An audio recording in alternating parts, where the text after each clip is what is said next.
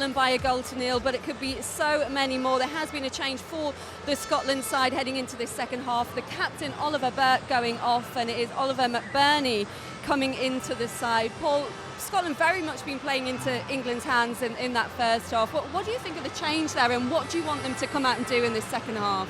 Well, I think they've got to turn England. I don't think they've done it in the first half. I think everything's been in front. We haven't got close to them at all, haven't laid a glove on them. And to win any football match, you've got to win the game or the battle first to then progress to it. But I think they've got to turn them, play more in their half, and actually make it like a cup final. It's a Scotland-England tie. Make it that. Don't let them do what they want with the ball. Stand off with the ball and let England dominate it. Well, England being very comfortable. AD Boothroyd will be encouraged after this first half. So let's hand you back to your commentators, Stuart Pearce, and first back to you, Paul Dempsey. Thank you, Lindsay. All set then for this second half at the Riverside, and one big reputation has gone top already in this game. Whatever the reasons behind the half-time substitution of Oliver Burke, it has not worked for him, and it has not worked for Scotland so far. Let's find out if the new man McBurney has got a bit more to give Scotland some muscle and impact up front. Or is it all about the system, Stuart? I think the system's fine for Scotland, but it's, as I often see so many times, teams get in a good shape, but they don't really go and affect the ball. That's exactly the trap Scotland have fallen into at the moment. They've dropped back into a shape. The shape looks fine, but it's only a starting point in the game. From there, you have to go and be aggressive. As Paul said at half-time, you know, Scotland have to make this more of a battle. It's too comfortable for England. Even in tight areas, when Scottish players are near English players in possession, they're not really going aggressively to take the ball off them.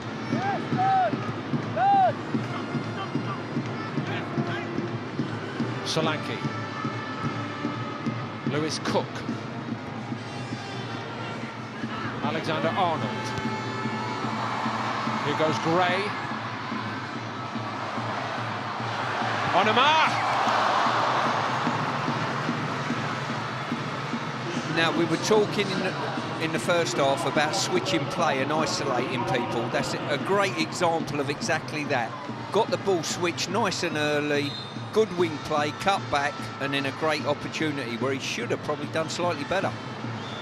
I don't think he needs telling. He will know, Stuart. Yeah, the look on his face gives it away. But better play by England, moving the ball that much quicker into wider areas. Will Aston Villa come to be seen as the making of him? 12 appearances already this season. Well, it can't be detrimental, that's for sure, playing first-team football. If he'd have stayed at his parent club, I'm not sure he'd have got that amount of game time at this stage of his career. Debut tonight for this man, Dale Fry, as we confirm the lineups for England first here. Solanke and Calvert-Lewin, restored by AD Boothroyd tonight. One way or another, a very healthy Everton contingent in this squad once more. Foundation stone provided by the World Cup winning under-20 team for England. And as for Scotland, a couple of changes tonight. The right back there, Liam Smith, in for Tony Ralston. Ralston of Celtic ruled out by some knee trouble. And the other change, Alan Campbell, making a debut tonight for the under-21s, and the change at the break, bringing on Oliver McBurney. Walker-Peters looking to pick up where he left off in the first half. Abraham onto the penalty spot. Now, can he find him? Not a very good ball, but it did reach Abraham, who then goes over, and the referee gives England a penalty. Suter couldn't resist it. No, he couldn't. I think he went for the initial nibble, and then he's managed to clip Tammy's hip in the game, but I think they've been allowed to do so.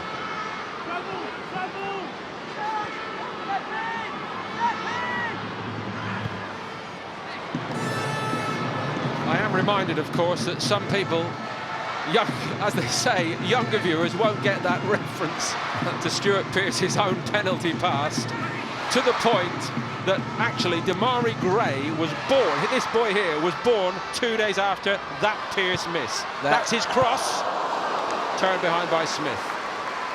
Yes, I'm afraid I don't need to be reminded how old I am, but it's very kind of you anyway. U2 had a wonderful career. Nobody ever forget that.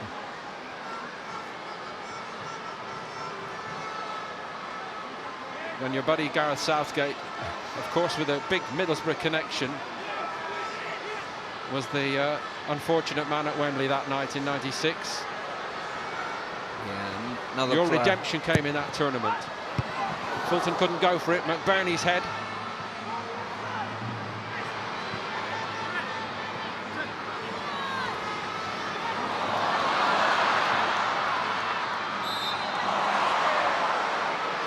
That decision goes Scotland's way.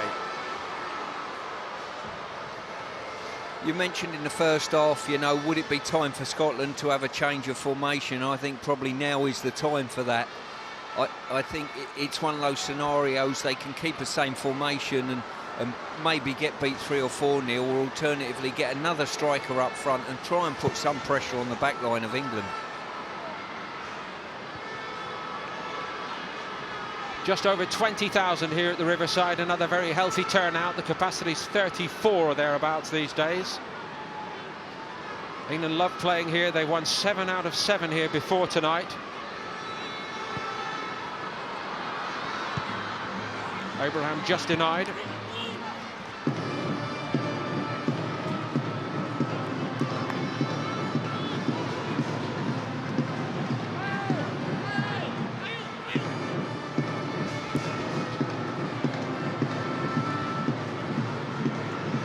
Fry. Alexander-Arnold.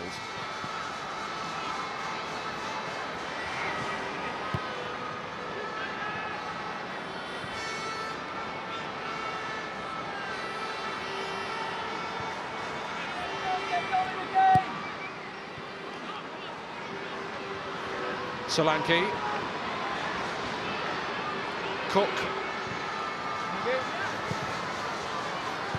Alexander-Arnold. McKenna and Sutter sticking at it as best they can. The young centre-backs from Hearts and Aberdeen.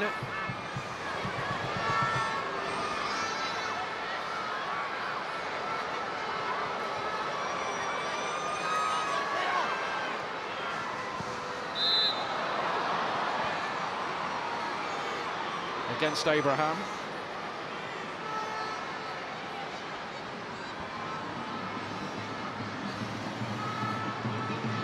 Scott with Peter Grant alongside him, working for Scotland at the moment. A couple of former internationals of renown down there, and up there, of course, Father Archie, 43 caps, 8 goals for Scotland, including one of their most famous ever.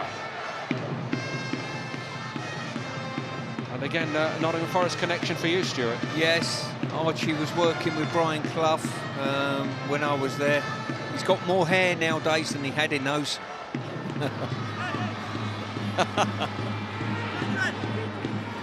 He was some player for Scotland in his time. Took on the whole of Holland all by himself. I was too young, I can't remember that. I know. Yeah. Touche. What a career. Morgan. Wasn't a bad one. Drop for Liam Smith. Impatience crept in there, I think. Understandable. I mentioned Scotland's run under Scott Gemmell. Scott's biggest problem in recent times has been scoring goals. A long barren run before that game against the Netherlands. And shot shy Scotland again tonight. Yeah, it's been difficult for them, as I say, when you go back and roll the clock back many years ago. My second international match was away at Hampden Park, and you're facing some real talent against you in those days, you know, but, you know, Dalglish and people like that, but nowadays, you know, they're lacking a little bit of talent. It's been 20-odd years since Scotland qualified for the latter stages of the Under-21 European Championships. Bit more enterprising here by Morgan. Couldn't get the shot off. And with that, the chance was lost for Scotland. But a bit more commitment to pushing people forward. Smith stepped onto it that time. Here's Cadden.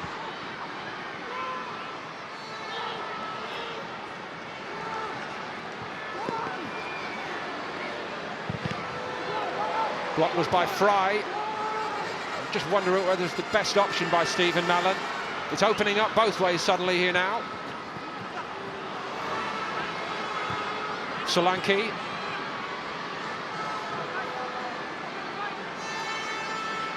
It was Lewis Morgan's run just then. Here's Gray on the run. It's a brilliant take by Gray. What a really brave block by Sutter. Again, Abraham denied. And he stayed down this time, Abraham. Ryan Fulton, of course, who knew him early in his career, has come to take a check on him.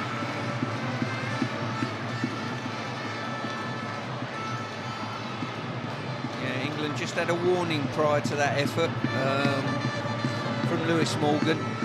Speaking with Paul Lambert before the game, he quite liked him, picked him out as one of the better players for Scotland. Had a fine goal-scoring run this season at St Mirren so far. Back by Taylor. On by Mallon. McKenna.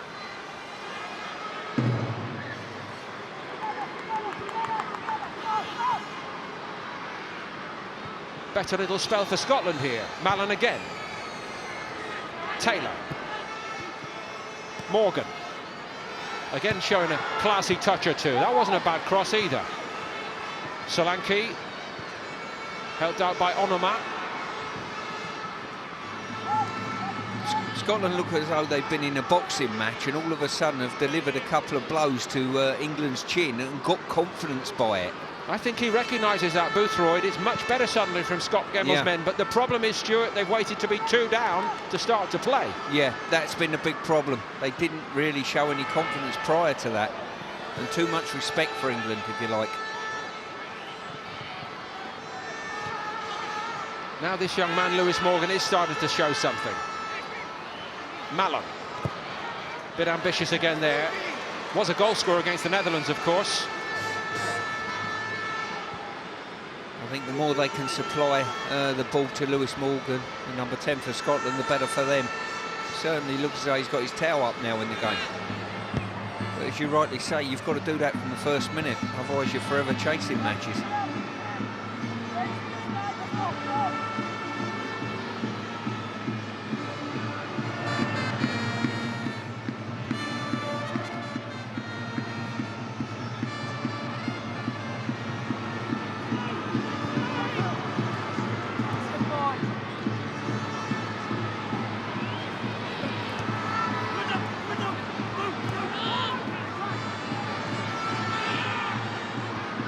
Abraham trying to press on Sutter. Walker-Peters has won a free kick for England. But he got closed down then, didn't he? And that was not happening in the first half. Exactly that. They found a little bit of confidence that was lacking the Scots at present, you know, and you know, it's not until you actually pass the ball around and run at the opposition and take them on, you get to know whether they can actually defend. Fry. Gray.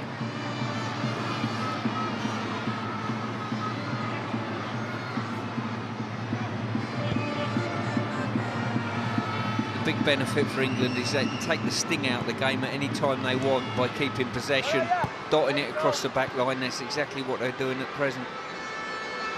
Onoma, it was a great run by Alexander-Arnold, but again Scotland closing the man in possession down much more effectively than in the first half.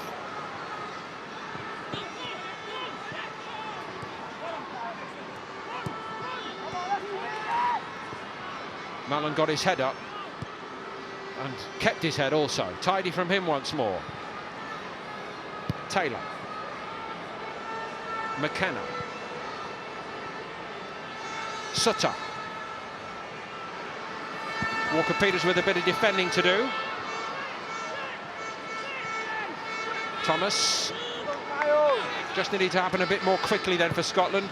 Good working back by Calvert-Lewin.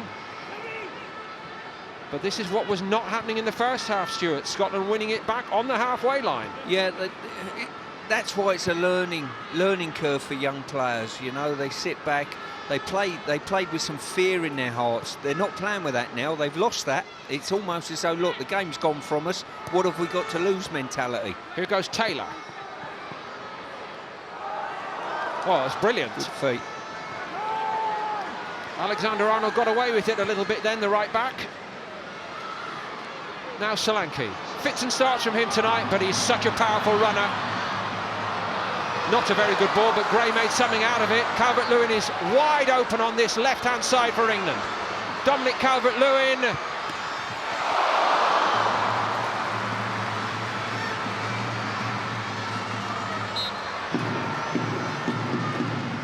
Well, he's saying the goalkeeper gets something on it. I think he did on first viewing of it. Yeah, let's give him credit for it. Yeah, he's got a good parry on that.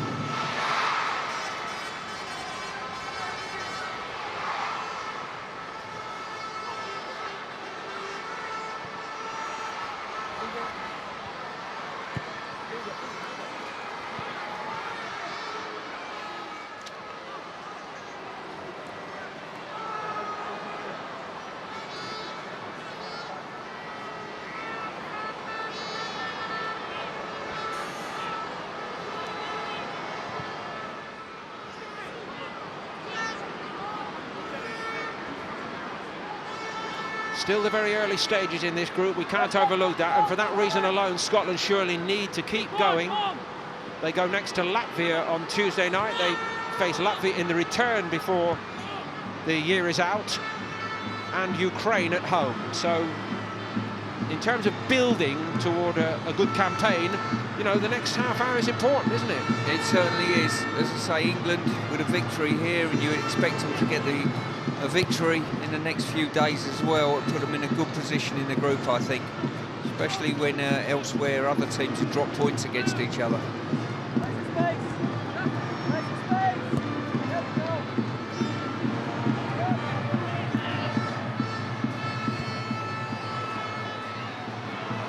Gray. From England's point of view now in this game, Stuart, as seen already in this group, it's so very important that individuals keep the level of performance up, because game to game Boothroyd keeps on changing. He's got so many good options. He's been doing it throughout the group so far.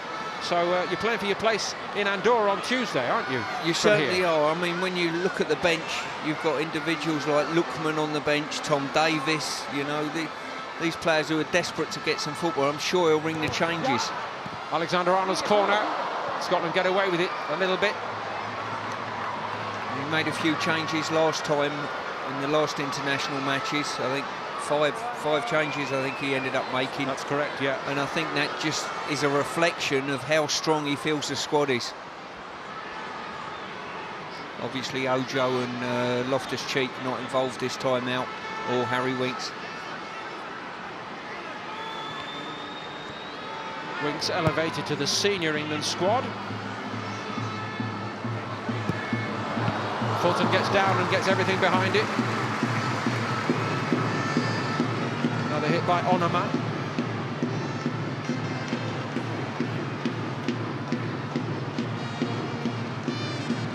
I think Fulton, the Scottish goalkeeper's looked pretty decent tonight, hasn't he? His handling's been very good, been unfortunate. The goal was, well, the first goal was world class. Second one, a penalty you can't do much about.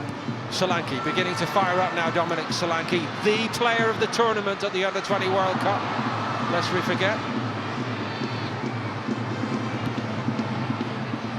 That's nice by Cook.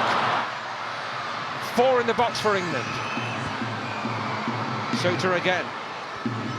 Further clear by Taylor.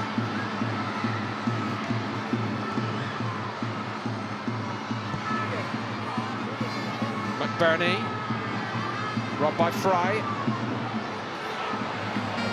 Shifted well for 6'3" then, didn't he? He certainly did. I think he gave Lewis a little bit of respect. Sorry, Morgan, a little bit of respect that time round after we went past him earlier on.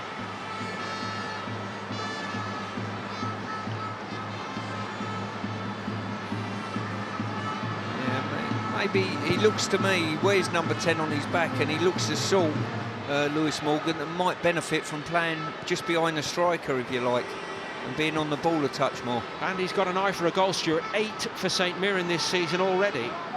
That is some going. McBurney working back.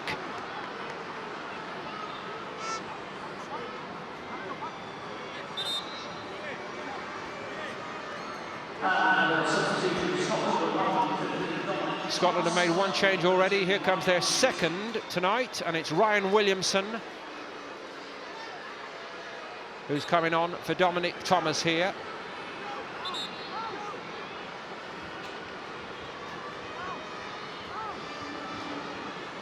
And there's a little bit of a concern about McBurney, who threw himself into that challenge a moment ago.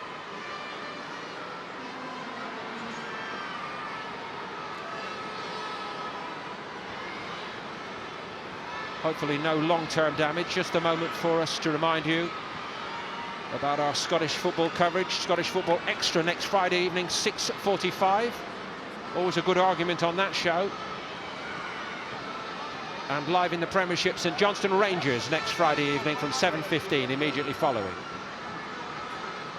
On the Saturday next week, BT Sport Score keeping across all the goals in all the leagues from 2:30. And live from the Premier League following that, it's Watford against Arsenal, available also in ultra-high definition.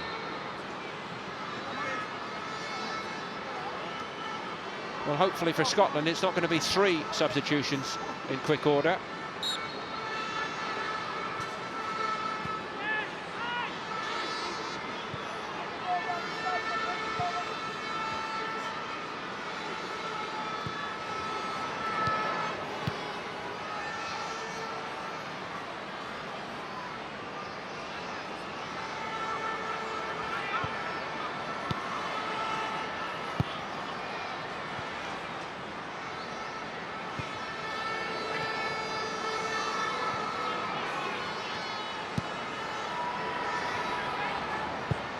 I think Ady will be looking to get a good 90 minutes out of these group of players. I'm sure with making the changes, if he's going to do so, which I fully expect him to do next week, it'll be important that we get a good 90 minutes and not just let this game fade away.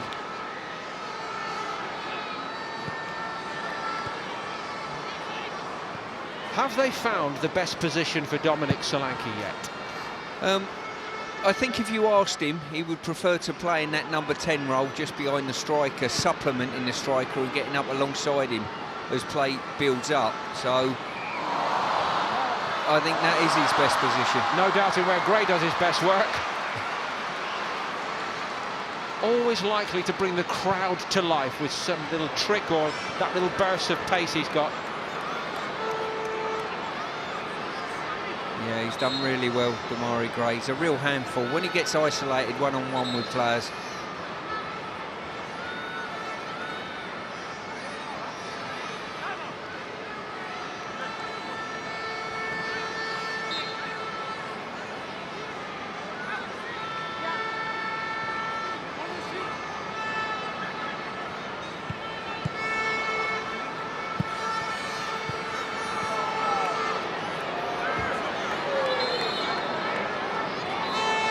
That little moment of magic actually might well have been the last we see of Damari Gray tonight. He's been withdrawn. Maybe this is a reflection on the state of the game, disregarding the scoreline for a second, because it's a go-forward guy like Gray who's coming off, and it's a defender, John Joe Kenny, who's going to come off. But what a hand this boy is getting again. Yeah, he's been a handful tonight for the opposition, that's for sure. As I say, he's maturing as a player. His next port of call this year should be at the end of the season. He should be a regular for his club. That should be his target and his aim. Kenny beginning to press hard for more regular inclusion at Everton, involved in the last 3. And again, I mentioned this very strong Everton contingent at the Under-20 World Cup. He was an ever-present Under-21 debut came against the Netherlands. Worked his way through the Eddie Boothroyd junior teams as well. Yeah, he's just slotted in at right back there, Kenny.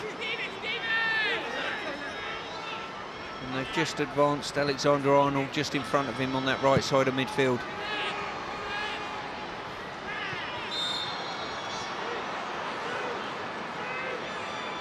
I don't know whether he's done it in response to Lewis Morgan getting more of an influence in the game on this left-hand side for Scotland. May well be right, Stuart. Yeah, they've just, you know, doubled up two sort of full-backs, if you like, maybe to stop the supply to him, because he is the one who looks as though he could change things for Scotland. Taken here by Mallon, this free kick for Scotland, who have improved and improved over the last 10 or 15 minutes. Smith.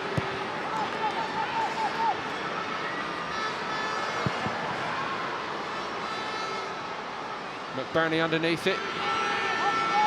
Nobody quite able to run off it. It's covered off by Fry instead for England.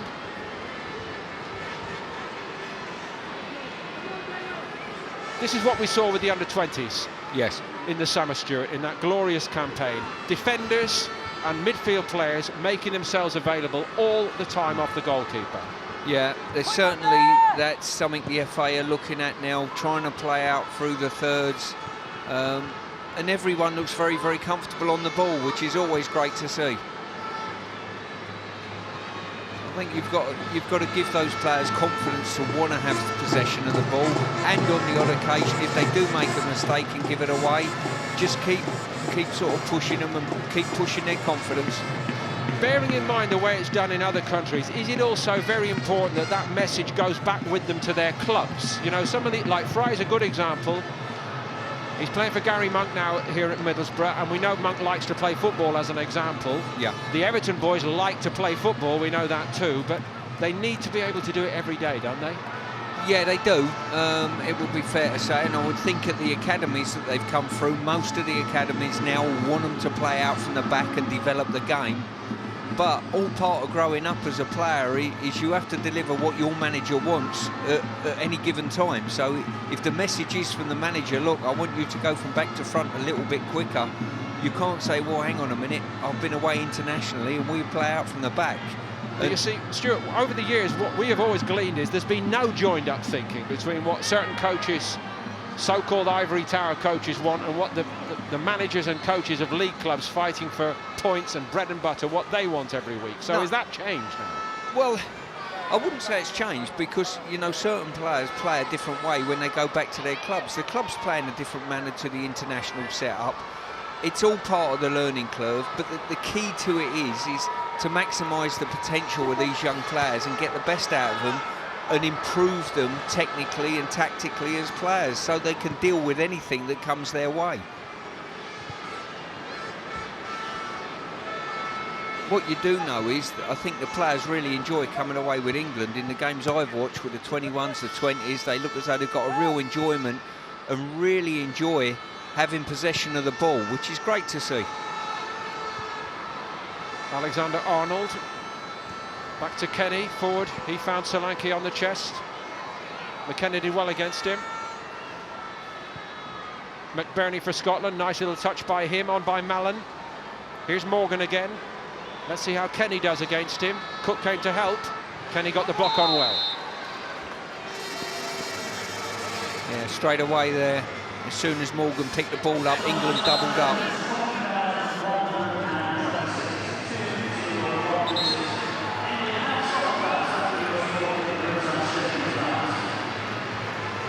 Never been a friendly, has it? And rightly so. And rightly so, to be fair. There's a lot of pride at stake. There's 3 points at stake for a start in qualification, and if you're not at full throttle playing for Scotland against England and vice versa, when are you? England have dominated this fixture, as we have been saying, but bar the 6-0 last time, only ever 1 goal between the sides before tonight. Yeah, you would say on the run of play there's more than 2 goals between the two sides tonight, but as we stand at the moment, Scotland will probably have their best run of play in the second half, and it's took them the best part of 55 minutes to come out their shell, I think.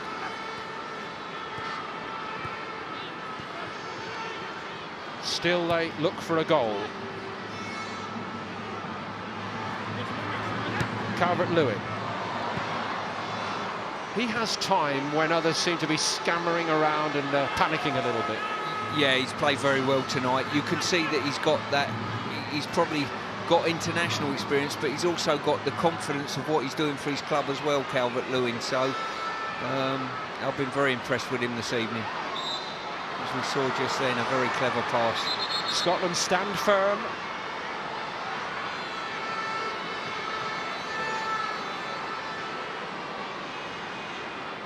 All about getting the regular game time, though, isn't it, Stuart? Premier League this season, minutes.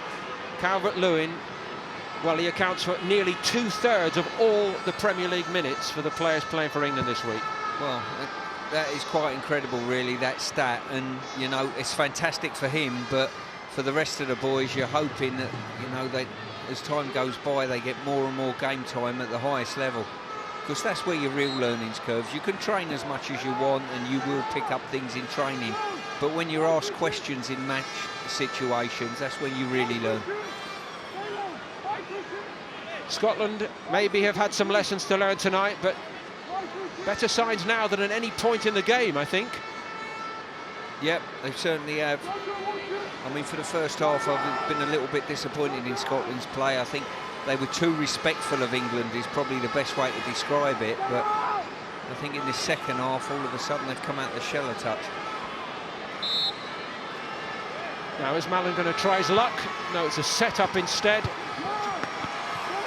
Further cleared by Abraham. Mallon again, that's tidy from him. Morgan. Not bad to McBurney. Flag stayed down. McBurney and Scotland do get on the score sheet. And they're back in it thanks to Chris Cadden. Well, it's come from that man again, hasn't it? Lewis Morgan. It's come out to him, and I think anything good coming from Scotland's going to go through him, that's for sure.